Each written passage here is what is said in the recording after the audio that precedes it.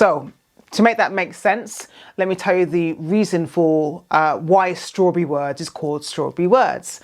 So the average, we communicate through words. That's the words piece.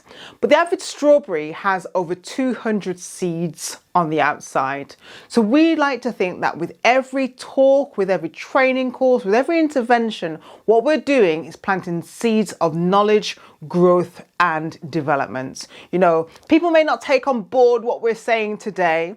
Maybe next week they'll start to really think about it. Or when they see something on the news, or, something's happened at work, they might think, oh yeah, I remember Rebecca said so-and-so, it said this, or it might be years. But what's happening is we know those seeds are going to be watered, because discrimination and racism, unfortunately, they aren't going away anytime soon. So as these things keep coming up, people will be reminded of what was said within our training, within our consultancy work, and so on. And eventually those seeds will grow and bloom, and that knowledge will have landed. Okay, so that's it.